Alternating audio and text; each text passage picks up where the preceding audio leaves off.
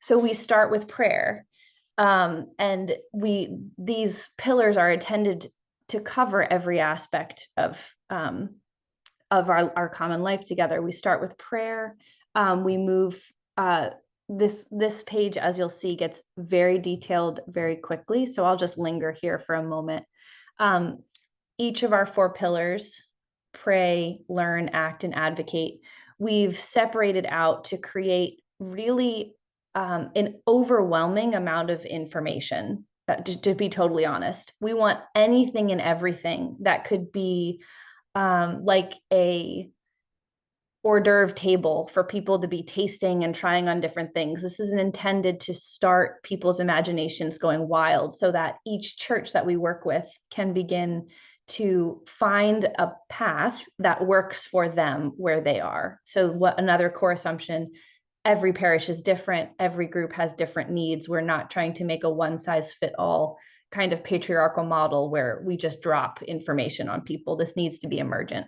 So this is, in our first pillar, prayer, we have subcategory of spiritual deepening with creation, and there are 4 levels of depth.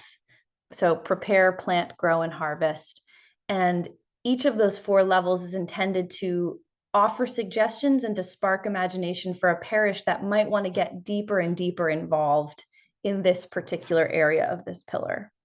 I'm just going to hop out of screen share for a second to see. That's the foundation. Does that make sense to folks so far? Okay. Oh, great. I'm seeing nodding. That's a huge relief. I love that. Wonderful. So we have similar pages for each of the 4 pillars on our website. And again, the intention here is so that if parishes are curious and they want to learn about the program, this is our learn section, for example, they would come to the website, they'd get a taste, but the real work is done with a companion. So again, Jesus never sends us out alone. Jesus always sends the disciples out 2 by 2. And we believe another core value of the path is that we learn more when we're in companionship with each other. So the companions, we have a core team of 6 companions that have walked with us through this initial pilot phase of this program. And they have all this information at their fingertips and more.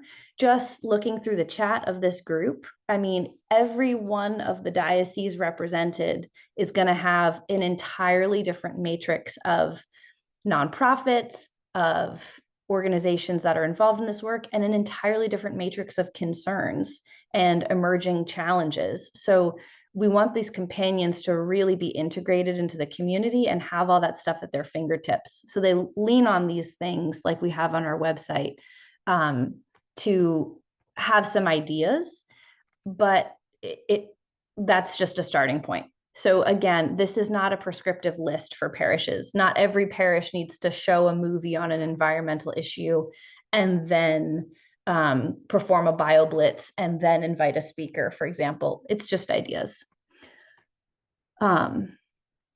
So I will stop there again. And so like I mentioned, in this past year, we were able to try this out based on a grant from the Task Force for Creation, Care, and Environmental Racism, and from support from Province 1. And so what we were able to do was, we just celebrated last weekend the conclusion of the pilot phase. We were able to host a 6-month pilot in which parishes, we trained companions, we enrolled 12 parishes, all in New England, all in Province 1, mostly in Massachusetts. And our companions walked through a process with a 3-part process, but there were sort of more meetings afterward to get the parishes that they were working with to do a self-study first. So we would look at a version of what's on the website that is actually blank.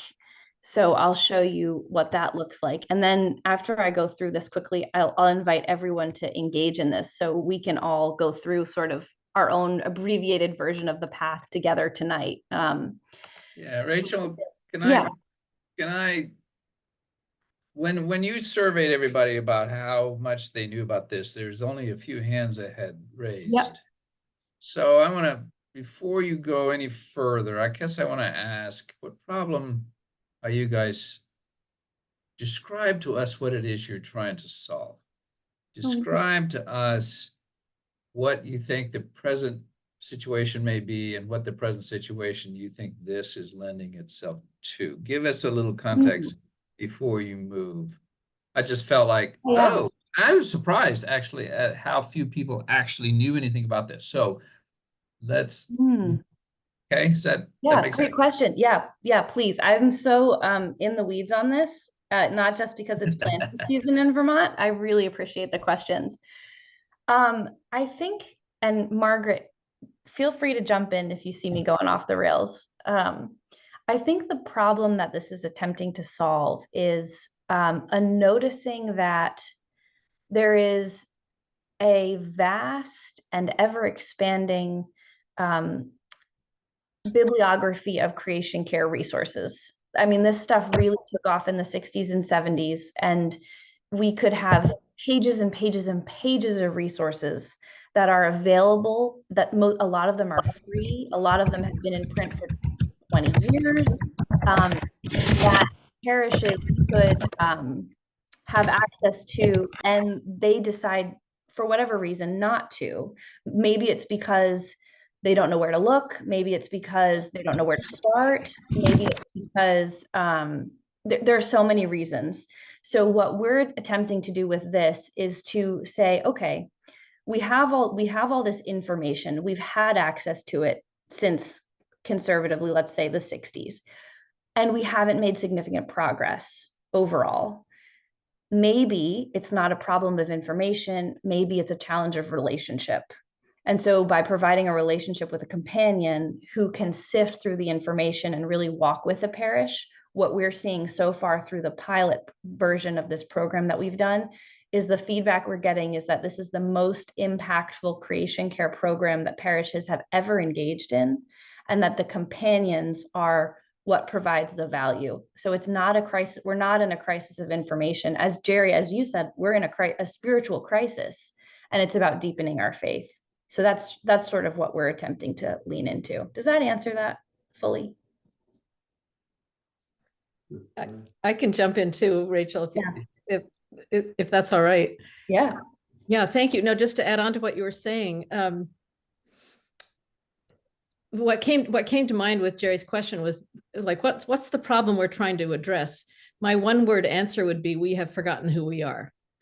We have forgotten that we are, or maybe we never knew that we are kin with all creation, and that God loves not just human beings, but the whole of creation, and has saved the whole of creation. And we've broken that relationship. I mean, I love it, Rachel, that you lifted up relationship. We've forgotten who we are. We've forgotten who our relations are. So it's partly a spiritual and theological issue that we really need to address. And the consequences of forgetting who we are is just look around and see how human beings have trashed the earth and laid waste to all our fellow beings. So I think those are kind of the two crises we're trying to address. One is spiritual, theological, moral, and one is very practical and ecological. So I hope that maybe that's too general, but there's a start. Yeah. And then just a last thing I'll say, just hearing that, Margaret, which was helpful for me to be reminded of as well, is there was a lot of attention paid to the process of this program. So our hope in the designing of this is that we're leaning on collaborative models. We're trying not to lean into patriarchal models or colonial models of moving information and of supporting people. This is really attempting to be a teach the teachers, acknowledging the wisdom of everybody in the room, and that to me feels as important as the work itself, because we can't use the master's tools to dismantle the master's house. So we have to learn a new way of being, and the hope is that the process will do that also. Yeah. So thanks. And I'm gonna ask, and Joey's put something in, I think, that begs a question. Basically is actually, so I'm really am backing up. So I think it's been helpful to say, here's the problem we're trying to solve. The other one is, and what is this? I'm not sure we have clearly articulated what that is. So just what is this path? What is path? And I can begin to say it, but I think you guys can say it. But what I guess what I'm after is tell us, oh, I don't know, what's your elevator speech? What is this that we are presenting? Yeah. Yeah, so I'm not sure what the right word is exactly. Call it a process, could call it a program, could call it a curriculum. But the shortest way to describe it is a way for parishes to move through creation care justice work that engages them on a broad range, and they do it with a companion. So it's a way for parishes to move through creation care work, that is creation justice work, that is intended to be sort of comprehensive and robust. How's that for an elevator? Yep. Great. The two words I'm always saying are amplify and accelerate. And organize. How to amplify and accelerate congregational response to the climate crisis we're in particular. We have just a small number of years in which to save a good deal of life on Earth and stabilize the world for our children and their children. And it's also to amplify and accelerate, to open our hearts, to remember who we are, to find that's the whole pray, learn, the whole first half. We had a sequence in mind. We wanted it to be comprehensive, and we wanted to start with pray and then learn and then act, which is all the practical things we do to reduce our carbon footprint and live more lightly on the earth, and then advocate, which is about participating in social transformation and helping to make systemic change, which all the scientists say we need to accomplish if we're going to protect the web of life. So we're trying to do something that's both comprehensive and then bite-sized steps. You can start at level 1 and be a level 1, and then we're going to get to level 2. Yeah. Yeah, it's about meeting them where they are. Absolutely. Yeah. And just something really interesting, because we have finished a pilot with 12 parishes. It seems like if any of the parishes have engaged in creation care work to, up to the point where they started this program, it was mostly in the ACT area. So most of our parishes have changed light bulbs, have done building energy audits. This is a huge testament to the IPL's work. I mean, you all have been doing incredible work for decades. Seriously, I think this is a testament to the work of IPLs. Where parishes have done the least amount of engagement is in learning, specifically around Christian theology and in advocacy. So that's just a little bit of initial interesting learning that I thought this group might find fascinating. And actually, Mike Perry, I'd be curious if that's similar or different than the UK at some point. I'd love to pick your brain about that, because I'm curious about the cultural differences.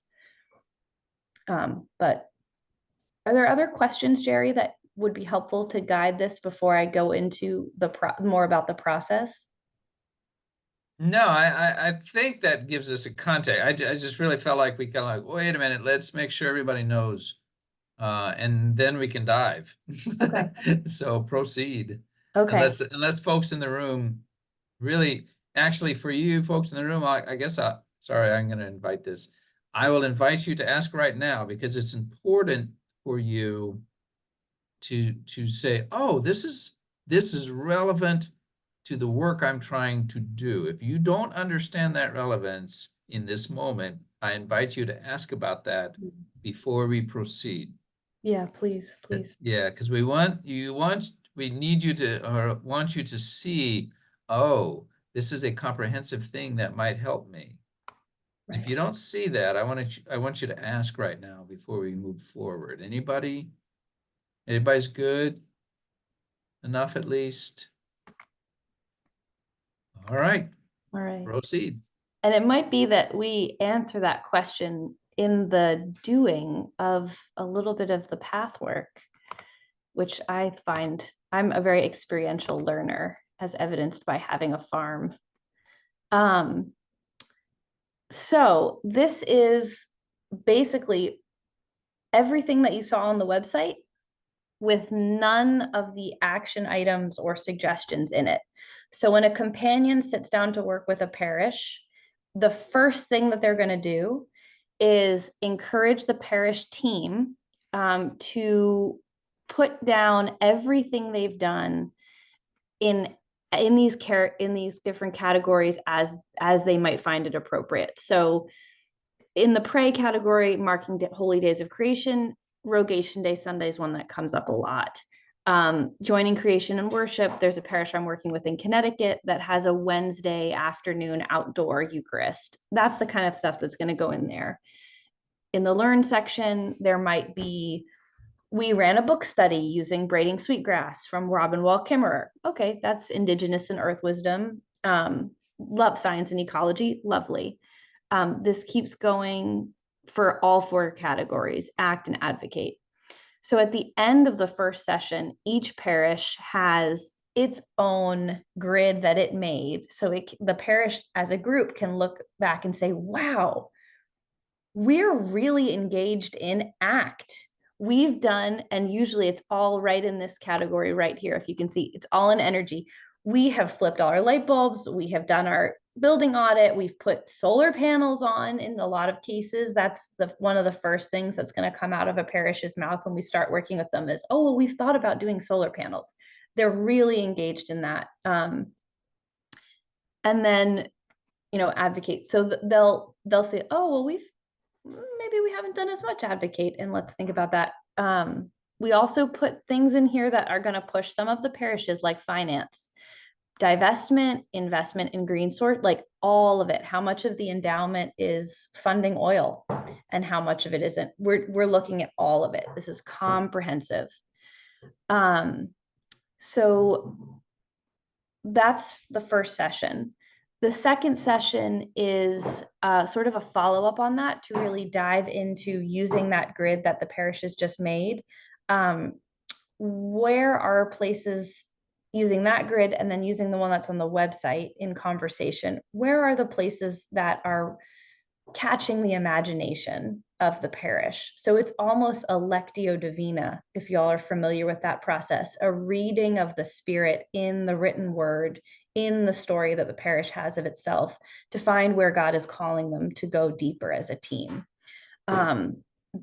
Again, this is not that my diocese said I had to do this green thing, so now I'm checking boxes. This is trying to capture the longing and the excitement that it lives in the heart of the parish for something that it might not even know how to do yet. And the companions help to bring that to life. It's what gets me very excited. I think it's beautiful. And then in the third session, the companions will take all of these things and spend some time doing research, connecting a lot of our parishes with the mass IPL. That's a lot, since a lot of the parishes want to keep on that road. We've done that a lot. But any other nonprofits or organizations that are close by, the companion will come back in that third meeting and say, here are my specific recommendations based on what you all have said and who's around you, because we're not doing this alone. We just acknowledge that there are a lot of experts that are already engaged in the work, and we don't need to recreate or do that ourselves. So that's the process. And at this point, I was going to invite folks, if you all want to walk through it and actually fill out your own grid, we can do that together and then talk about it. But I'll just do a pause to see if that makes sense for you all and see if that works for Jerry. But that was where I was headed next. Mm-hmm. So it seems like a good moment for questions before we go into a practice. So one I have is describe the companion part of this a little more. Sure. At the moment, I hit the jackpot because the board, I don't know if we call the board, the working group of the Creation Care Justice Network, which really has been Margaret's partner in bringing this creature to life. They all decided that they would like to be companions. So we had like sort of a built-in group of leaders who were familiar with the program, who had helped to make what we call the matrix, which is that big grid with all the suggestions and all the different pillars. They'd already been intimately involved in that, and they've been doing this work in Massachusetts, gosh, Margaret, for 20 years, most of them. So amazing group of folks who were already leaders in this. So we had a training session to really build the process together for how we would have these conversations over the course of the 6 months with the parishes. And then we meet monthly so that we can share what we're learning, so that we can address questions as they come up. So going forward, we'll do a similar process with companions. There'll be a training process. People will be brought in, getting a little bit more coaching on how to interact with the grid. And then we'll have monthly support for companions going forward, so that in my ideal world, we're training the trainers, and each parish, someone might say, oh, I want to be a companion next. And so we can be lifting up leadership and building out that way. So it's a very role. much, it is. I feel like I'm very much at the 60,000 foot view. Thanks, Jerry. Bring me into concrete land. I'm looking for my hand. There we Hi, are. But, yeah. okay. Penny. My question would be the preparation for the consultant to come in. Basically, you're talking about having a consultant come in, somebody that's already been through the process that can work with your group. Right. But how do you get to that point in a congregation where they say, this is what we want to do? How do you start within your own congregation to build the energy, the excitement, the desire, or find it and locate it or develop it if it's not there? We live in New Orleans, and we're a oil and gas city. Our son works in that industry indirectly. So we've always been warned to be cautious. And we have a new female priest who really loves the environment. And yet we've got a church that's an old, beautiful old church that has to pay insurance like we had a congregation of thousands, and we don't. So you know, when you said this all the finance, the way that the Episcopalians can go through it, that really piqued my interest. So that's kind of where I am. How do I get to the point where I can call you up and say, hey, have you got somebody that'll come down here? Oh yeah. Oh, that was such a vivid picture. Do you go by Penny? Is that? Yeah. I'm sorry. I say Penelope, but everybody calls me Penny, and I answer. Okay, well, it was such a vivid picture, Penny, and thank you so much for sharing about your parish. There are a couple ways I could respond to that. And Margaret, I might tag you in for some of the nuts and bolts of like how to get people excited, how to have those kinds of conversations, because I heard that in what you were asking too. From the path perspective, we basically sent communications out through the Diocese of Massachusetts and Western Mass, inviting parishes who had a small team of people. It could be 3 people, it could be 2 people, it could be the vestry. If the church was so small that they didn't have the capacity for multiple committees, but the vestry felt like they could take this on in their leadership role, that would be great. So we really want to make this accessible to any parish. It can have a clergy person in it. It doesn't have to. One of the parishes I'm working with, their clergy person is not on the team for this, and that's fine. The other one, the clergy person is very involved. So it can just be 2 people working on this, and who knows where it would go from there. But it's a start, even if it's just 2 people. The other part of that is a little bit about the sort of how we're rolling this out, which is, I think, important also, Penny. So we've just finished a pilot program. We're going to refine and revise the materials so that we can start. Deacon Joey asked a great question.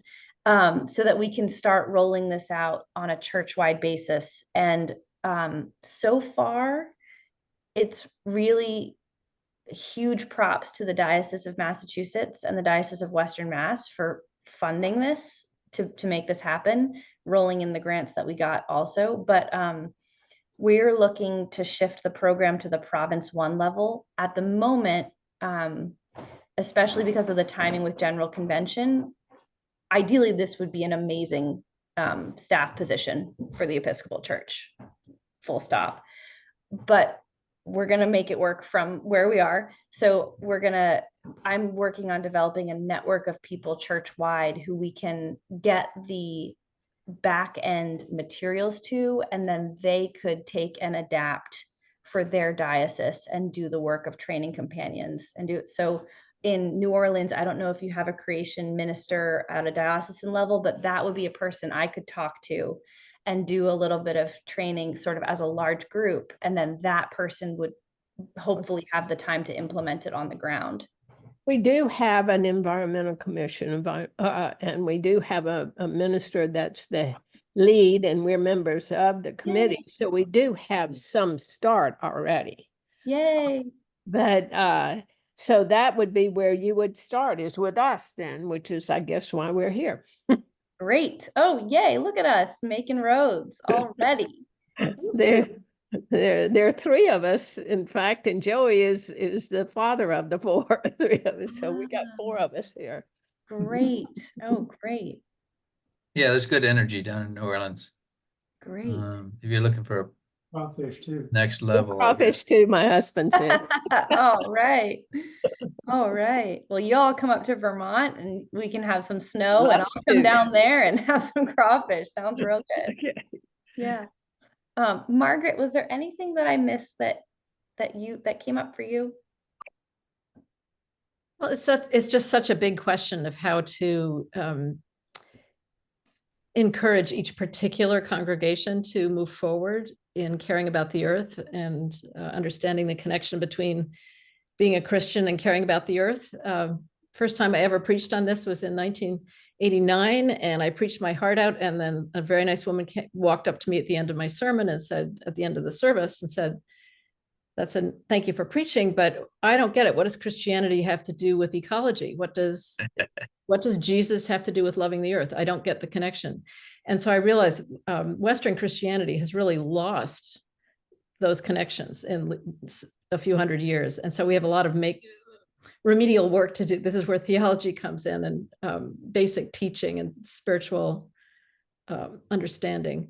So in a place where a congregation is very politically divided, where it's a very partisan issue, I can imagine leading with theology and leading with like the story of what it means to be following Jesus. And we'll notice how often Jesus is outside and his relationship with the land. Anyway, so I would begin with theology. And the other thing I would do would be to just be curious about what the congregation already cares about. Do they already care about the health of children? Do they already care about immigration? Do they already care about poverty? And do they already care about racism? Whatever the parish really identifies as part of our identity is we care about X, then all we need to do is make the connection to creation care and climate change, because climate is a threat multiplier. So whatever it is we care about, I mean, I bet you could name just about anything, and a changing climate makes a difficult situation worse. So once you help people make the connection of, I love my children, I want them to be healthy, I want them to have a future, I want them to have stable seasons and some food to eat and some clean water. If you make that connection, then meet people through their heart and then connect, then you will care about, okay, we need to keep fossil fuels in the ground. We need to make a swift, just transition to clean energy.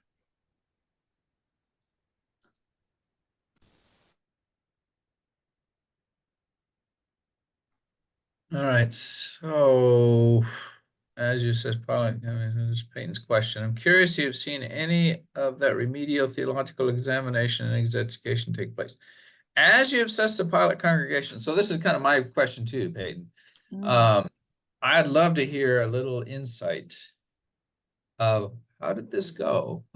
What did you learn? What was surprising, if anything? And the way he asked it is, I'm curious if you've seen any of that remedial theological exam and education take place. What does it look like and what has been received? I have the same question. How has this gone? What are the things that have connected? And what are the things that have been failing to connect? What have you learned? Is there anything there? Yeah. I love all of these questions and I'm really excited. For your question specifically, Peyton, because it's a 6-month pilot, I can't say I've seen a lot of deep learning take place, but what I have seen is the eagerness for it to take place. And what has been actually a little bit heartbreaking, but really encouraging, has been some of the clergy realizing that they haven't been doing that, that they've been so caught up in the building maintenance and the light bulbs and the endowment or lack of endowment and the let's get young families, that they have missed it. So we're the Episcopal Church. This often looks like a book study. That's a great place to start. There are so many ways that I think we can, I did a lot of work on the learn pillar, and I love the idea of planting a pollinator garden, not as an action, but as a learning, because we're learning from the animals and the plants and how they interact with each other. We can learn how to be better humans and better Christians from that. That is a whole paradigm shift. So just getting that conversation from the companion can actually be a helpful way in to some of that learning. But I think we're starting by recommending a number of sort of, let's have a book and do a book study. Anything by Robin Wall Kimmerer is going to be something I recommend. But then, a lot of that's not specifically Christian. So we're working through that. So, Sally McFaig, Leonardo Boff, like a lot of these, Elizabeth Johnson, a lot of these incredible theologians. We're really doing some of the work Margaret and I have ahead of us in the next couple of months is really picking, if we could make a 1-page curriculum that a parish would say, gosh, we want to do a little bit of everything. We don't know where to start. And we just hand them a 1-pager. Here it is. We're going to pick some resources that could be that 1-pager. And I think that's where people are probably going to really start. I think that kind of answers the second part of the question. Does that feel resonant with you? Yes. Okay. And then Jerry, your question just expands all that into a bigger platform. I mean, some of the learning that we've had so far, I thought, and I'm looking at you, Margaret, as well, that it was a really key learning to see that so many of the parishes, if not all of them, had been so deeply engaged in ACT and so little engaged in theology. That, to me, that said a lot. And it's actually reminding me of conversations that Jerry and I have had over years past about, it's about a spiritual transformation. It's about heart work. And in our culture, it can feel so much easier to just switch a light bulb or get reusable mugs without doing that deep heart work. So I think that's one of the biggest learning, that we have a lot of work ahead of us, even for the parishes who have accomplished quite a lot. How about for you, Margaret? Do you have any other learnings? I don't have a lot to add at that point. I think you have your finger on the pulse of the pilot congregations more closely than I do. But except we're coming off the high of last weekend. We had a big blowout celebration on April 20th. And I came away with the feeling of so many people are wanting to connect their faith with caring for Earth. So there's energy. Yeah, let me prod it this way, because this is, to me, maybe the existential question of my life and of the Center for Deepening Faith, which is, have you found both profound ignorance and profound hunger Mhm. for Yeah. that connection, right? Mhm. Because I think so. And so we'll frame it this way. You know, we being the environmental movement types have been at this for 60, 70 years now. Right. And there is a sense of despair and discouragement at really the paltry progress, especially among the church, right? The church has been drugged, screaming and protesting, or no, it's really been drugged along, mostly asleep. Mhm. And it has evangelistic impact. You know, people leave the church because they deem it irrelevant. It's had, you know, it reveals us for the materialists that we are and all that kind of stuff. But at the same time, if you can make a spiritual connection to this, you find resonance. I'm making my statement, but I'm actually asking you a question. Mhm. Do you concur from your work that this is true? That people are hungry for the spiritual connection that is there for living on earth and engaging the healing of creation? I think yes. That's what I've seen. And I think a lot of times what I'm noticing um, is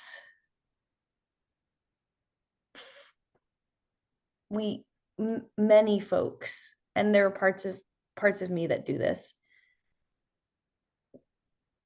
move away from trying to engage with that deep hunger, but the longing is always there because it's more quickly satisfied by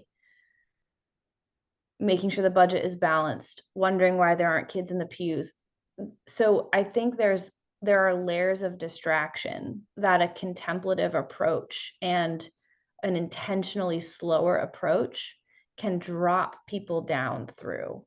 And that's why with this program, we're not sending priests a 500-line Excel sheet with here are all the programs you can run at your church. We're taking the time to sit down with lay people and priests if they want to be there, and deacons if they want to be there, and bishops if they want to be there. Fine, I'm not going to fight a bishop. To actually get the spaciousness to begin to see where the hunger is. And what I'm finding, like Margaret, I'm thinking about Meg, who came running up to me after Robin Wall Kimmerer's talk on Saturday morning at the Earth Day, who was just mind blown to think about just the fact that you could move through the world looking at it in two different lenses, a scientific lens and a traditional ecological knowledge, an indigenous lens. Like this was completely mind-blowing to her. And then to have the rest of the day be connecting that with her Christian faith through Margaret's incredible sermon, through Bill McKibben's talk was so lively in its Christian focus. I mean, to see that come through was, I mean, that's why I'm going to keep showing up. That when there's the spaciousness, when we take the time, when we have a contemplative approach, people can realize that there is a longing underneath it for something more, and then they just want more and more. She was like, she's already sent me emails. Can we organize a diocesan book group? You know, it's yeah. So I would say yes. It's poignant to me to notice that there are fewer people in the pews, because I don't know what I would do without my Christian faith and without the hope of community. And I feel like one of the big roles of faith communities today is to push back against the helplessness and the doomism that is so in the water that we drink these days in this culture, the kind of nihilism. So I do think of this as very spiritual work. We're trying to provide spiritual resources and very practical resources for helping people reconnect with each other and with the land. And absent that, people fall into despair, suicide, depression, all that kind of illness that is so rampant in our society because we have forgotten who we are. So I see the work as vitally important, both to our spirits and to the earth. Yeah, I mean, at the risk of preaching a sermon, if we as leaders in the Christian faith can't stand at the foot of the cross and name the complete and utter loss and our part in it, and at the same time say that day will come again, then I don't know who can do that. And at the heart of it, I mean, light bulbs, I don't know why I'm so on about light bulbs, but light bulbs and buildings and endowments, like all of that is adiaphora. Like all of that is whatever. What people really want and what I want is to know that when the world is ending, there is life and life abundant that is also being offered. And then to find out that I can participate in the renewal, I can participate in the resurrection. Does it get better than that? I don't think so. And that to me, again, in Robin Wall Kimmerer's talk about traditional ecological knowledge and restoration, I could see that happening for other people on Saturday morning too. And that's as good as it gets as far as I'm concerned. Preach on. I mean, my statement often in my stuff, the presentations, is, you know what the world really needs from us? Preaching. The environment needs preaching. Climate despair needs preaching. What you're saying, and if Robin Kimmerer can preach better than we can, then she should. It's an indictment to us, however, if that's the case.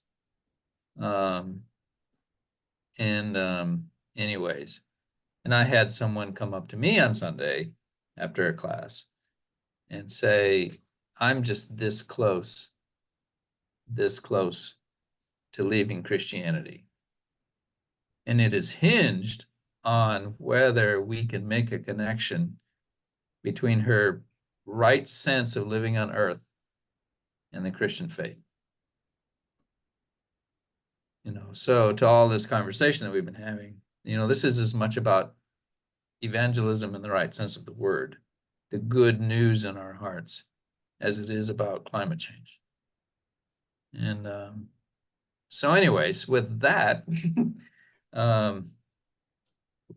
proceed. We've kind of diverted you a bit. I hope in a good way. Let's see. I'm looking at Beth's and Laura's. Now we got some questions coming in. But Rachel, you were about to do something. So what do you want to do now? We've diverted you. We're into about a half an hour. Do you want to do something else? Do we want to respond to these text questions? What is it you want to do? Well, I'm very excited about these text questions real quick. They just seem like such powerful testimonials. And yeah, John Philip Newell's book, especially that his latest one, is it Sacred Earth? Sacred Soul, Sacred something. Yeah. It's got a lot of S words, sacred. Yeah. It's shaking his head. It's designed for a book study. So, I mean, gosh, grab 5 people and sit down and you've got a creation care program that is really robust theology. Like, holy moly, we're off and running. Thank you, Sacred Earth, Sacred Soul. I guess, yeah. Oh, yeah. Yay. And I saw Margaret put the link into the celebration we did on Saturday. I actually, I encourage folks, if you're at all interested, that link will need to be modified. We only have access to Robin Wall Kimmerer's talk until tomorrow. So if I haven't put you to sleep by the end of this conversation and you need something to wake you up or something to help carry you through the rest of the evening, I definitely recommend that whole day. I don't think it'll help you sleep. I think it'll keep you awake till tomorrow, but there it is. Thank you. I guess I have a time question because I would be happy to walk us through sort of a self-inventory like we do with the parishes. And I think it could take, 5 to 10 minutes, but I'll leave that to, I don't know how late we go or if folks are interested in that at this point in the night.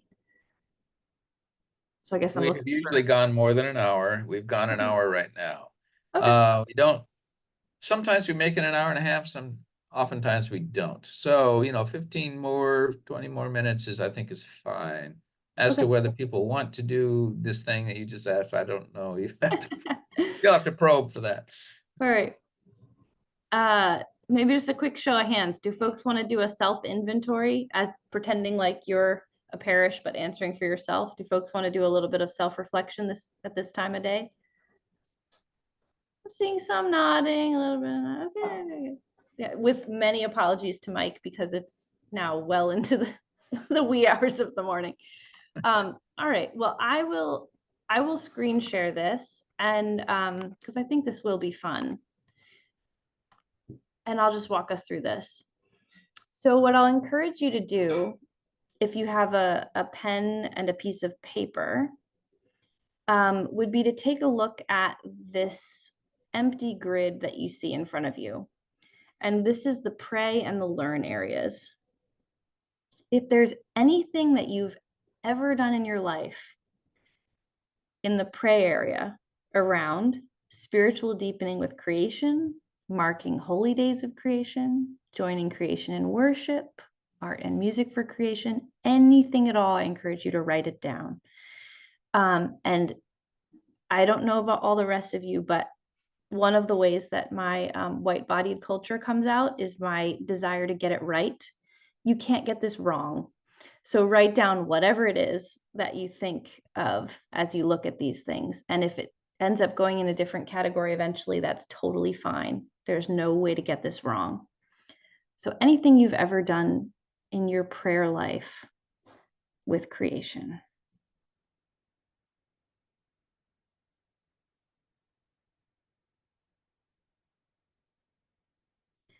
And if there's something coming up for you that doesn't fit into one of those categories, but it is in your prayer life, make a new category and let me know because we might be missing something.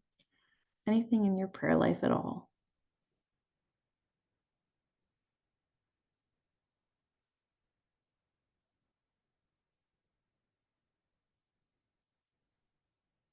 All right.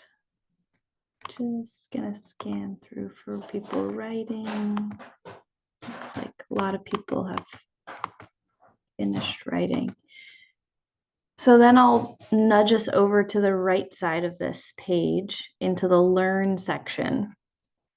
Anything you've ever done around learning with creation. So this could be Christian theology. This could be in science and ecology. This could involve learning about climate justice. It can involve learning about indigenous or earth wisdom. And there's a couple more on the, nope, not a couple more on the next page. There we go. Anything in the learning. Anything in the learning. This is where the temptation to write a 500 book list comes out. Go for it. Anything in the learning.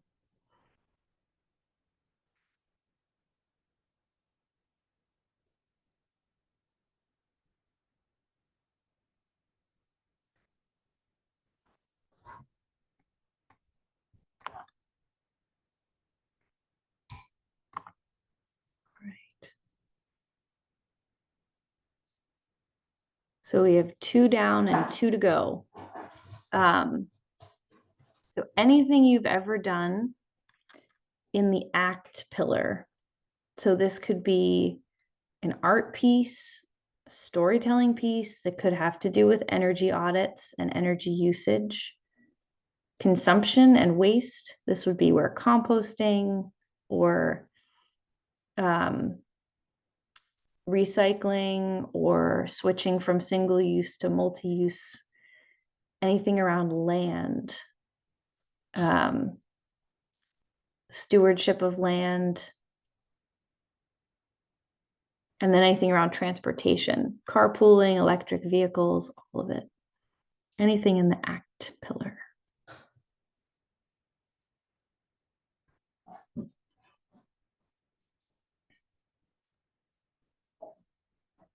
I'm surprised you coastal types didn't include water with the land there.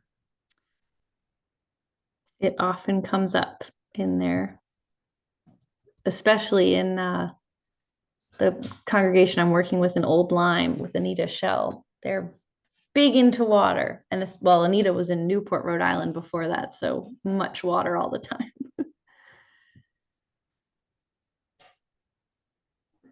So then the final area is advocate.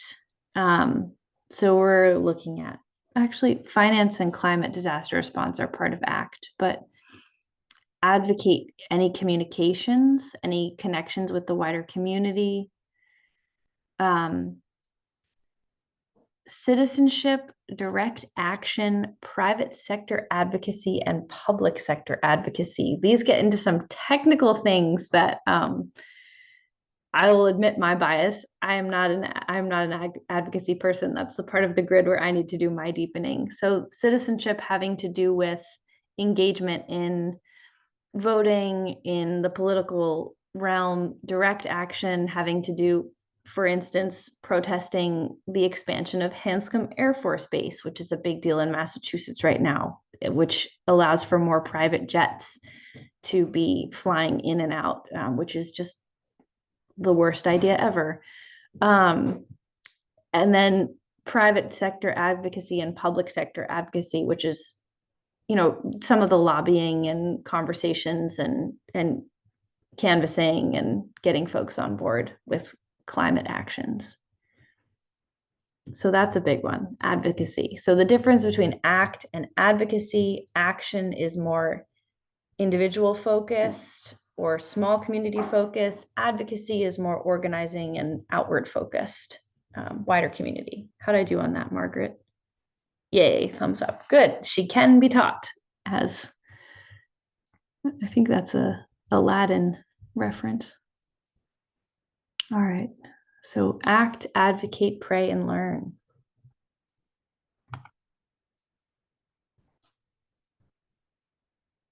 So in session 2, if you all were a parish, we would spend the next half hour talking through what did you find, what did you learn, and maybe if a couple folks wanted to throw things in the chat, if there's something that you really are excited to share that you've done, something that either you've really loved or something that you were surprised to remember, feel free to just drop it in the chat because that list could be really beautiful. And yes, Deacon Joey, when we write this, actually, when I've done it in the parishes, we've done it out loud and collaboratively, not individually written down. So what's the most fun part of this is, like the parish that I've been working with in East Longmeadow, Massachusetts, you know, someone said, well, we have a thrift store. And someone else said, that's not environmental. And then we had this long conversation about how reusing clothing was decreasing waste and all this. So that's actually a really fun part. It's a learning opportunity as we fill it out together, which has been great. Yes. And the facilitator has a major role. Yes. April, the grid is available on the website. And when you go onto the website, do I still have it pulled up? Yes. Basically, what you're looking at here is a sort of artsy interpretation of the grid. So you'll notice this science and ecology phrase, and above that, Christian theology and mission. So these are those headers within the learn section. And these are different levels, level 1, 2, 3, and 4, prepare, plant, grow, and harvest within Christian theology and mission. So yes, the grid is on the website. And we encourage parishes to take a look at the website so that they can have a couple ideas before we start filling out the grid interactively. but also want to give them a blank canvas so that their creativity can be really the center of the conversation. So then looking at your lists, oh, I love this. Salt Lake Vigils, yay. Margaretville Jonas, always a plus to get to share her wisdom. Al Gore training, nice. So some really strong advocacy stuff in here. So if I were, let's say, use these 3 messages as an example, I would say, as a community, wow, we're really strong in advocacy right now. Let's talk about that. Tell me what excites you about that. Where's the longing? What does that mean for you and your community? And then I might shift us to, how does your prayer inform your advocacy? And we might start looking at where we might deepen some of the prayer actions. That's sort of how these things work. Yeah, so that's the interactive portion. That's the experiential portion of tonight. And I'd be happy to take any questions about the process, or hear any excitement or realizations that y'all have made in this very abbreviated version of the path.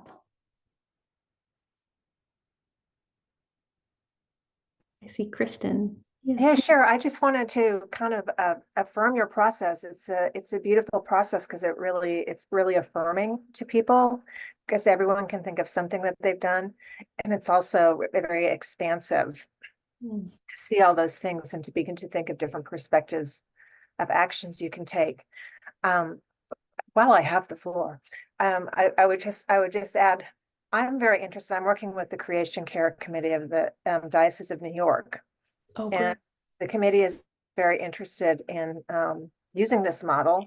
And so I'd like to hear a little bit, after everyone else comments on the experience we just shared, of what the next steps would be in terms of having someone like be trained to train companions or something, like what the process or the timeline would be for that. So that's a practical sort of end of the session question, but let me hear how others experienced that exercise we just went through. It was fantastic. Yay. Oh, and Kristen, I have an email that I will be sending to you tomorrow to follow up with you. I think. Oh, no, you can answer it here too. Yay. So, and I'm really happy to answer it here too, because it's really, the next steps I think are really important for this. So don't let me lose that. I definitely want to talk about that.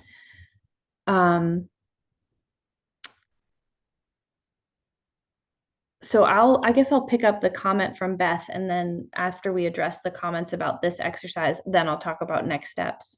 So the prayer piece, Beth, I think this is one of these instances where it can look different in every single community. Everything that you've mentioned in here as a question is a wonderful and valid, yes, just like Margaret said, a wonderful and valid contribution to the pray piece. Prayers at the beginning of meetings, absolutely. Group prayer, individual prayer, all of it. One of the things that I've been working with the church in Old Lyme to develop is they had a longing to do a lot of advocacy for the Connecticut River, because their church is right on the Connecticut River. And so we spent a lot of time processing through that. And what I ended up recommending to them was to start with just however many people wanted to show up for a Tuesday evening river meditation. Just start by getting to know the river itself. So go out and spend 20 minutes in silence, sitting on the banks of the river. I sent them a format that Steve Blackmer from Church of the Woods had developed for his river pilgrimage. The assumptions here, the river is an active participant in the conversation. So we're learning a new way to be in relationship, and that by slowing ourselves down, we'll be able to act in a more complete and holistic way on behalf of the river or with the river. So that's a totally different sort of out of the box way to approach prayer as well. Yay. Oh, I love the Okefenokee. It's like the best ever. It's such a cool part of the world. Yay. It is. And sorry to be using the chat. My Wi-Fi is a little wonky tonight. So thank you, though. That was great. Awesome. Cool. Thank you for asking. Are there any more questions like that before I go back to Kristen's question about next steps? Any more practical stuff? Yes, I've had a conversation with Pete, and trying to start a water and wilderness church is almost feels understating it. When I talked to him 2 months ago, I mean, shoot, he had 40 people coming. Like that's twice the size of my congregation. That's pretty cool. So yeah, very excited for what he's up to in DC. Absolutely. And part of the path is the assumption that everything we do, again, everything we do is a climate decision. Everything that we do is either contributing to climate justice or contributing to climate degradation. I mean, because we are physical beings moving through a physical world. So we can't not be interacting with the climate. Not every church is going to be water and wilderness, but every church can be more deeply engaged. So that's important too. Like my little parish that I love, they're the sweetest people ever in Northfield, Vermont. They would probably trust me enough to worship outside every once in a while, but we're not going to be wandering off into the woods doing silent prayer every week. It's not going to happen. But there are other ways that they can show up in this, and that's totally good. That's valid.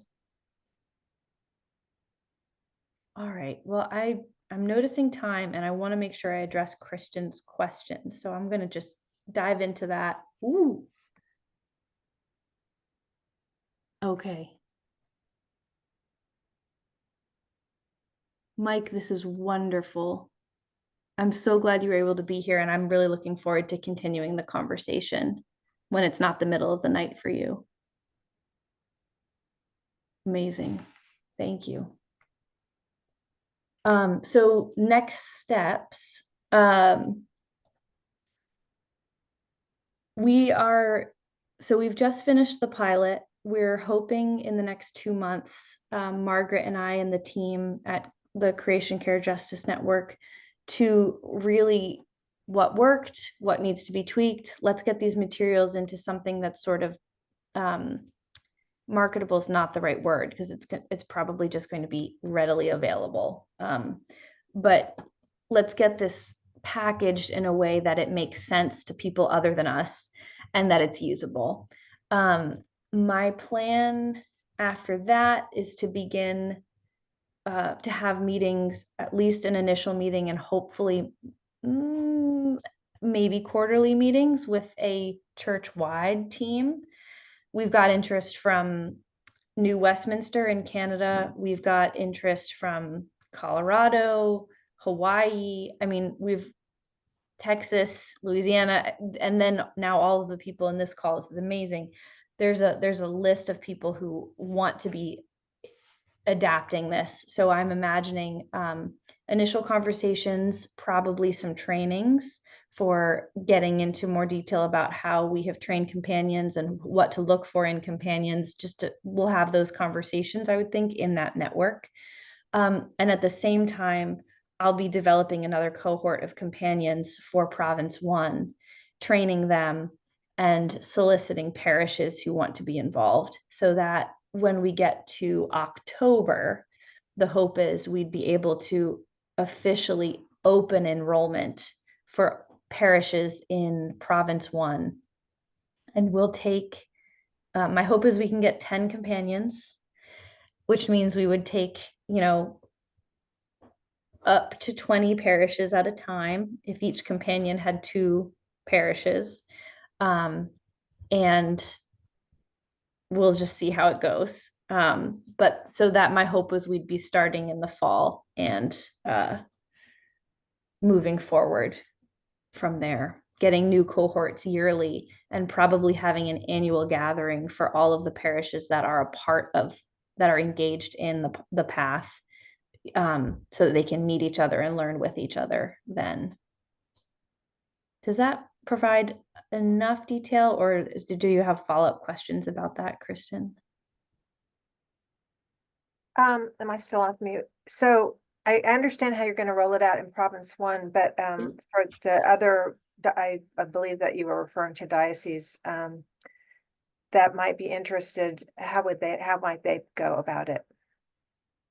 I won't have capacity to help diocese roll it out beyond convening the network. So Okay. I think when we get into the network and have those conversations, we can have a series of conversations as a network. First, what is it? What would be needed? Then we could do here's how to find a companion. Here's how we've been training ours. And then somebody in those dioceses would have to be the people on the ground recruiting and training. Yeah, And we could have here's how you find parishes, and then we'll just grow into it from there. But that's as far as I've gotten with that so far, Kristen. yeah, that makes sense. Yeah. I wonder also if the province, for a few, like province 4, we may have enough intact infrastructure to say, oh, well, the province could play a role. And so it's not just individual dioceses. Mm-hmm. And that could be true in province 5 as well. So I wonder about that. Just throwing that out. I don't know, but maybe. That'd be great. Yep.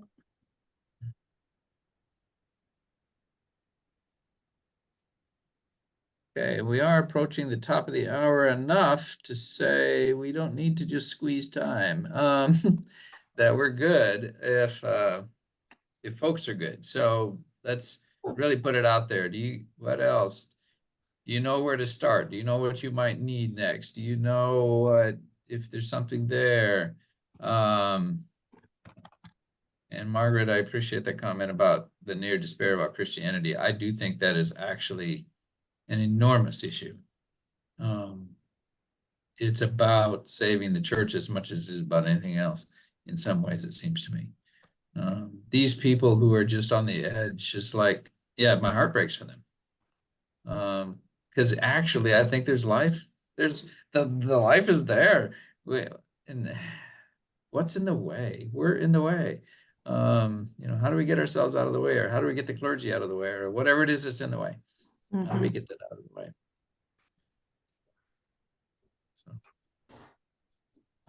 So final call in a way, folks. If you've got something that's just on the tip of your tongue, now's the time. When Mike left, he left the web address for that eco church thing he's doing in England. Mm-hmm. And I just printed it out. What he does instead of the open grid is he asks specific questions all the time, some of the time, all the time, most of the time, some of the time, none of the time. But what it does, it would let the church, the province, the diocese, whatever, go through this to help jog memory, one, but two, to let them see what they're doing. Of course, on the other hand, it could say, oh my goodness, we're not doing anything, we quit. But I would hope that wouldn't occur. The problem I'm having, quite honestly, and it's good to see Bart and Penny and Joey, because I was down in New Orleans following grandkids, and then we're up in Lexington following grandkids. And here they seem just as scared of coal as they are oil down in New Orleans. And at least the New Orleans paper had an environment section on NOLA.com. Kentucky.com or whatever it is doesn't. All they care about is who the UK basketball coach is.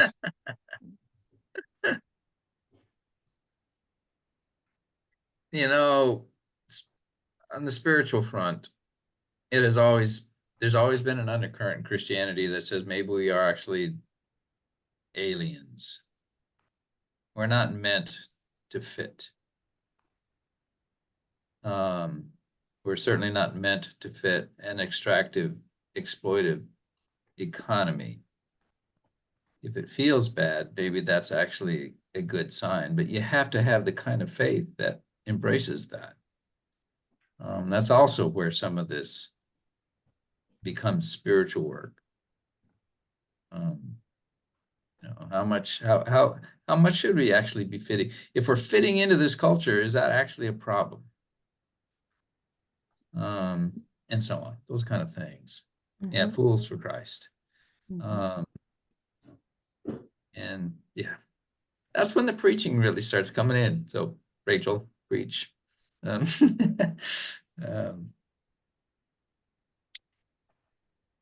Okay, thank you all. Thank you for a good and I think important, useful time. Thank you, Jerry. Rachel, I assume that there's an email that has been shared. There's a way for people to ask you questions. That's probably the biggest single thing. Yes, I dropped that in the chat. So RachelF2000@gmail.com. 2000 is a random number. It made sense in my brain when I typed it. Seemed like it'd be easy to remember. So there it is. RachelF2000@gmail.com. And yeah, I'd love to fold people into this emerging network and happy to answer questions. Definitely. I will be a little bit out of immediate conversation over the next month because I'm headed over to the Diocese of New Westminster to do a clergy conference around the path, which I'm very excited about. But I will get back to you I usually get back to emails within a day, definitely within a week. So please reach out. I'd love to continue this conversation. And thank you so much, Jerry. This has been a real treat. Thank you. Indeed it has. All right, y'all. Another round. Go in peace to love and serve the Lord in all creation for all living things. Hallelujah. Amen. Thanks be to God. And thanks be to God. Peace, everyone. Thank you. And thank you very much.